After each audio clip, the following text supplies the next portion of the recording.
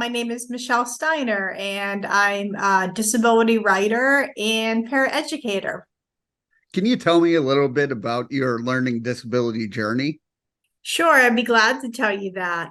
I was diagnosed whenever I was in kindergarten. I was really struggling in my classes, socially and academically, but academically, it really stood out. I was having trouble with counting and tying my shoes, and visual perception was another big thing. So, my teacher recommended that I get tested for having a learning disability. And sure enough, after the school psychologist did their testing, they found out I had a learning disability. And at that point, they didn't call it dyscalculia or limited hand things with limited hand dexterity. It was just more of an umbrella term that you have a learning disability. And I can remember that they knew one thing at that time. I was not going to be a mathematician. That was pretty clear from from the start. But it was really one of those things where even from the beginning, a lot of people did try to limit what I could do. And it wasn't always this picture of someone who was going to be successful. I had to repeat kindergarten the following year in a new school, and I began to receive specialty instruction and also accommodations. I spent a lot of that time really frustrated because I wanted to learn just like my peers did. And I wondered, well, why can't I do that? And my parents explained I had a learning disability and I learned differently. And eventually I was able to be in more regular ed classes for reading, science, and social studies. And school just got a lot easier for me as I went through the grades. I was in all regular ed classes except for math.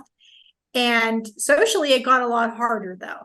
I struggled with being a young child. Someone didn't want to be your friend, or they didn't like you, or didn't invite you to your birthday party. And then whenever I got older, the bullying increased. And a lot of the peer groups became more defined, and I just didn't feel like I fit into any of them. So that really was difficult for me.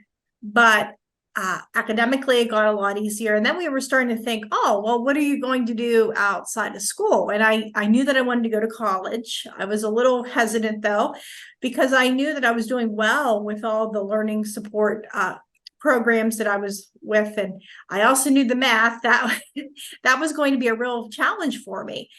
And I wasn't alone in this. I had some other people that, they thought that I couldn't do this. And they even told me, well, with your math skills, you can't go to college. And I even had a learning support teacher who told me that. Oh, geez. Yeah. And one of the other things, though, but I was determined. I didn't want to go to the vocational training school like they wanted me to go to. I knew I wanted to go to I knew I wanted to go to college. And I met with an agency called Office for Vocational Rehabilitation. And they said, well, we can definitely, college is an option for you. We can get you to go to a community college for the first couple years. A lot of times that's what universities look at. And I also had a really encouraging student teacher who said, you can do college with having a disability. And I thought, okay, we're going to try this. I was able to graduate from high school. And that summer, I had to get tested for having a learning disability again. And that was really difficult for me because I'm not a great test taker to begin with. And the psychiatrist, because my scores were so low, said that I was most likely not going to go beyond a community college. And that was really hard to hear because I thought, well, maybe I would like to get my bachelor's degree. And I can remember I went to community college that fall, and there was such a stigma with disability accommodations. A lot of people thought they weren't fair to other people and that they were giving me an unfair advantage. I can also remember I had a professor that told me I'd have limited job choices. So I didn't use those services, and that was a big mistake. My grades dropped dramatically. And everybody was telling me, oh, you just need to try harder. And I was doing the best I could without the accommodations. And thankfully, I had a professor that said, I was in her class, I was really struggling. And she was like, why don't we at least get you extended test time? once I did that, I was able to pass her class. I didn't do well in it. And I was able to do some other classes as well. And I was able to graduate with an associate's degree in early childhood education. I was able to move out on my own, which was big for me because I need to live in a central location. I'm not able to drive due to the visual perception. And I worked in some childcare centers they were all temporary jobs, things like that. And I wanted more for myself. I loved having that independence, but I always thought I'd love to see if I could go back to school. That was always a thing in my head. And due to financial reasons, I had to move back in with my parents. And at that time, my job downsized. And I thought, well, this is really the time to go back to school. This is just that opportunity that I need to do to be able to make that happen.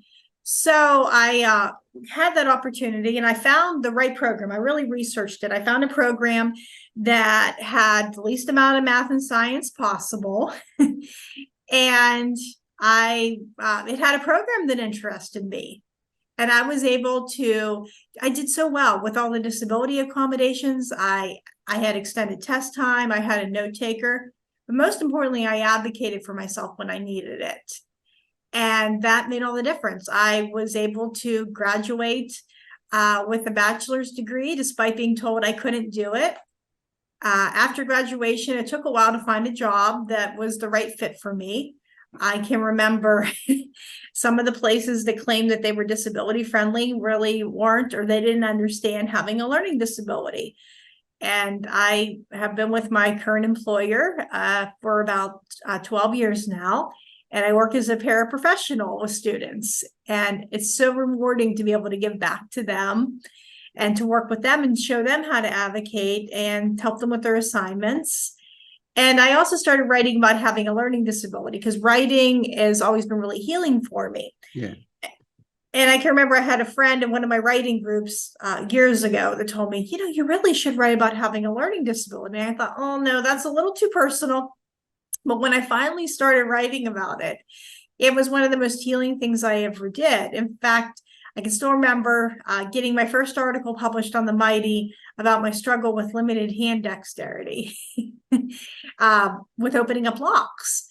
And just that encouraged me to write more articles.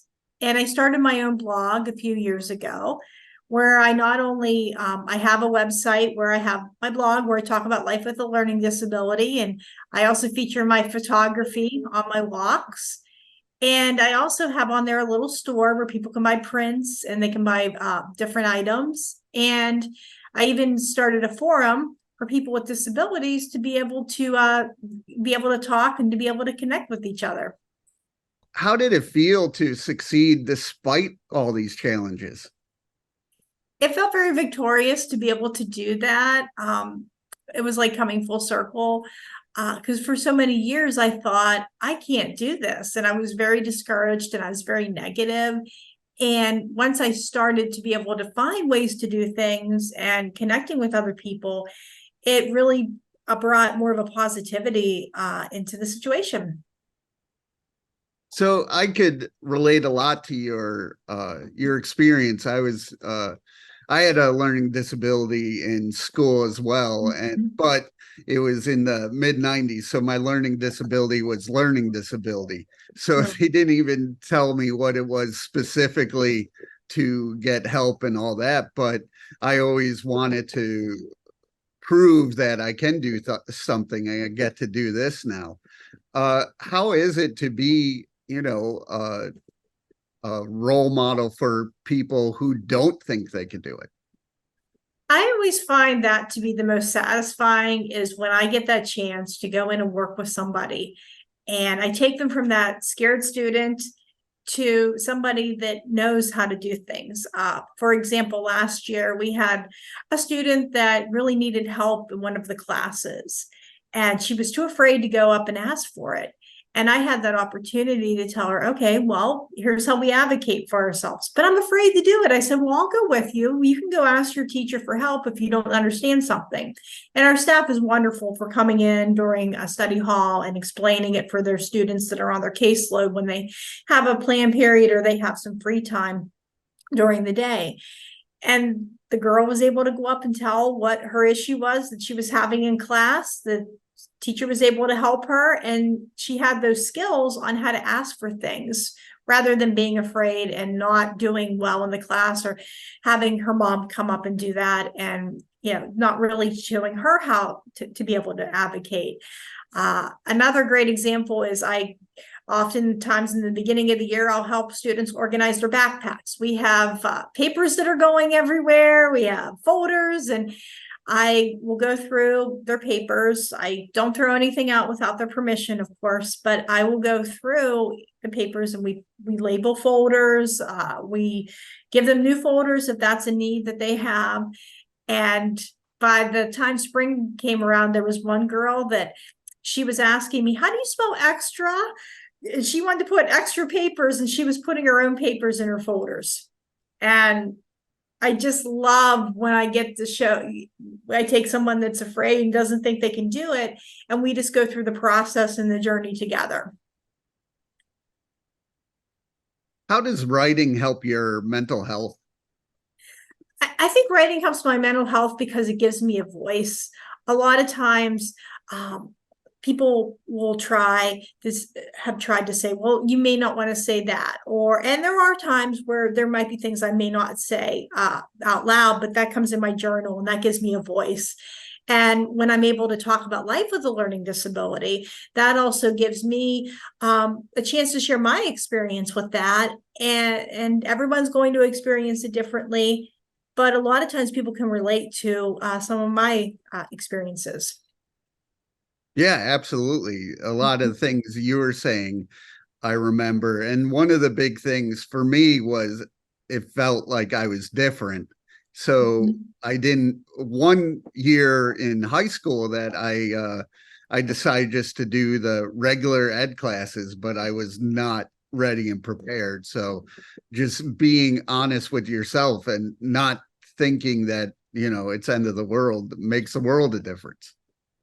Right, exactly. It's learning how to solve problems and to make wise choices, because a lot of times, if you go into a regular ed class, I mean, that was one of the hardest things about college. Yeah. They don't have learning support. So it was a fear that I had, and I had to learn. But some of those experiences of being in regular ed in high school with supports helped. And it's just a wise choice. I can remember they put me, but if you put me in regular ed math, it's not going to work out. It's never been a great experience with that. They tried that once, and I was back in learning support math, and that was a cornerstone of a lot of our problems. Whenever I arrived to college, I would go into college level math courses, and it just did not work out always very well. But I had a lot of help, and that made a difference in accommodations too. What are some of the things that motivate you? I think what motivates me is being able to connect with other people and help them. I just think that just, if I can just help one person be able to understand, that just makes my day. Yeah, with that, what advice would you give kids who do have a learning disability? The advice that I would give them is to, number one, advocate for themselves. That's really important, to know what their disability is. I think sometimes when people don't share that information, it can lead the child to think, well, what is wrong with me? And why can't I do this? And I must be stupid like my peers are telling me. And sometimes when you have that knowledge, okay, I have a disability, eventually it starts to sink in. Maybe not initially, but that helps. And also learning what you can do and is also really important too. If you're in a situation where you're struggling, it's knowing how to get those resources and that help to be able to get you out of that is really important too. And I think just having that awareness and just of what to do and what your disability is so important.